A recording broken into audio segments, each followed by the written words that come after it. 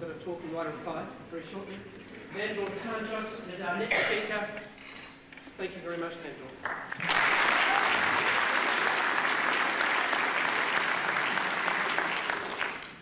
Kia ora koutou. I want to first of all thank Abe and all the organisers for this event.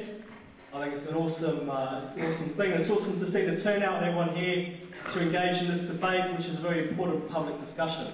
I also want to thank Ross Bell for the Drug Foundation helping reignite the debate around cannabis and for your continued advocacy of a good, rational, sensible debate about this.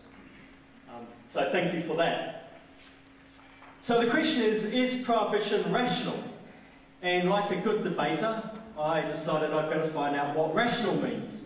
Because after 9 years in Parliament, I'm not sure I still know. Wikipedia, excellent source of information, said this: a logical argument is often described as rational if it is logically valid. However, rationality is a much broader term than logic, as it includes uncertain but sensible arguments based on probability, blah, blah, blah. Whereas logic deals principally with provable facts. So, for example, ad hominem arguments are logically unsound, but in many cases they may be rational.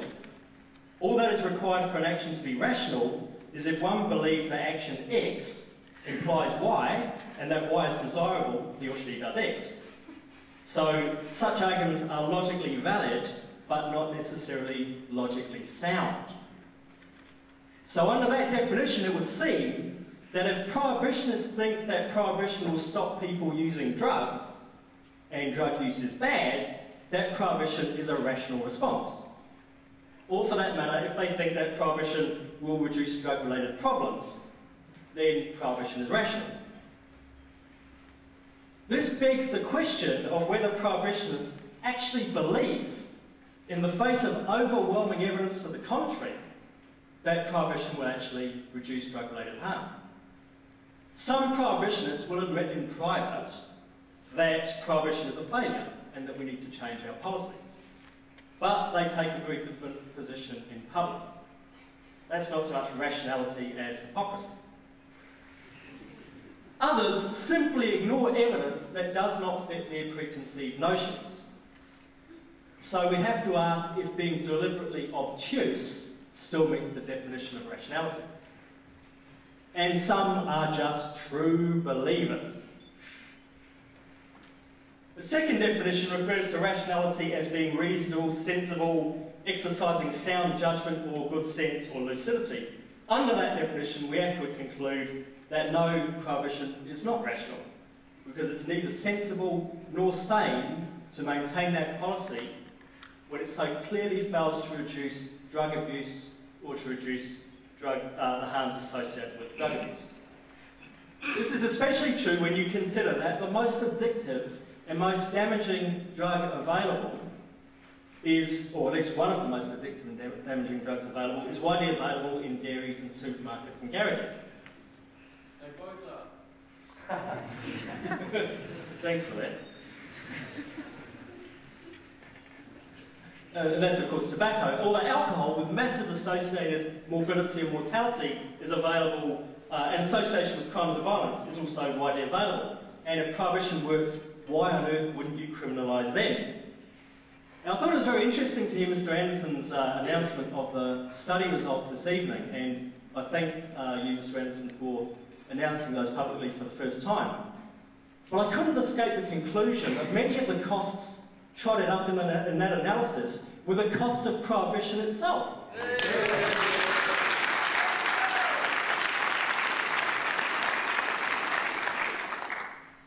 And that is the fundamental irrationality of prohibition.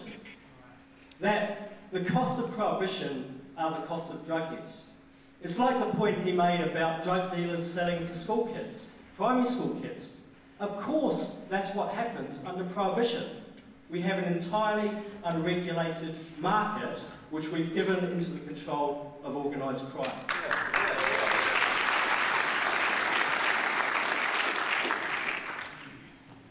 I don't think the question is really, is prohibition rational? The real question is, why the hell is cannabis illegal? Its use, or more importantly, abuse, is demonstrably not reduced by prohibition. So prohibition doesn't prevent harm. And as I said, if it did, why wouldn't we make tobacco and alcohol illegal, or for that matter, rugby, which causes way more harm than cannabis, actually? Does it reduce? I've been to cutting-edge conferences numerous times. These are the conferences of the treatment sector, and the majority of people, certainly that I spoke to, support drug law reform because they see that prohibition creates more problems than it solves. So why is cannabis illegal? Well, some people say it's because you can't tax it. The government's not making any money out of it. That's clearly not true, because if you legalised it, you could tax it, couldn't you? Some people say it's because of the United Nations, but we've heard today that the United Nations is itself undergoing a major review of their international conventions on drugs. So that can't be a reasonable explanation. Some people say it's because of hemp, because it threatens the synthetic fibre industry and forestry interests.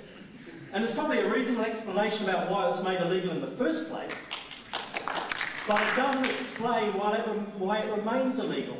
Not when you look at the pathetic state of the hemp industry in this country. Some people say it's because of a massively powerful alcohol and tobacco lobby, because it will cut into their profits. I don't think so. I don't see more people giving up tobacco if we made cannabis legal. And I can't see less people drinking if we made cannabis illegal either. So I'm still struggling to figure out, why the hell is cannabis illegal? Is it just because Mr. Anderton and others like him don't want us to have any fun? They just don't like us. Well, maybe. Maybe. But it still doesn't explain it to me. I think the main reason is politrickery. Because drug prohibition and amping up drug hysteria is a fantastic way to hoover up Conservative votes at election time. It's as simple as that. It's as simple as that.